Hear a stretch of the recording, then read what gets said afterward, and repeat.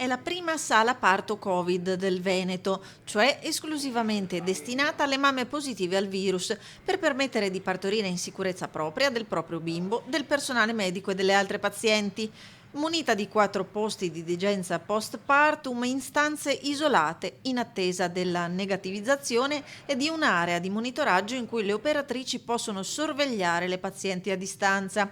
Mamme assistite anche nel contatto pelle a pelle e nell'allattamento. Le mamme positive al Covid devono essere relativamente tranquille. I dati della letteratura ci dicono che il contatto col bambino può essere istituito anche subito dopo il parto, con le dovute cautele. Il bambino può fare sia lo skin to skin sia il rooming, che vuol dire stare con la propria mamma in stanza della propria mamma, nella sua culletta all'opportuna distanza dalla mamma.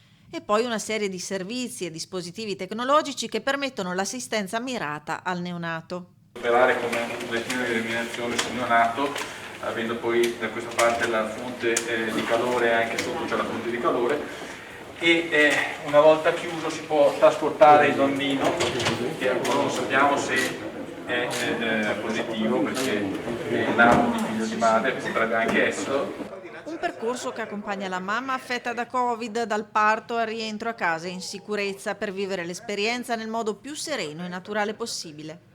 In pochissimo tempo abbiamo ristrutturato questa parte dell'ostetricia e ginecologia di San Donà di Piave con un investimento di oltre 260.000 euro, proprio per permettere al nostro personale di lavorare nella massima sicurezza durante il parto e di dare la sicurezza alle donne e ai bambini che nascono in questo ospedale di nascere in un ambiente Covid-free.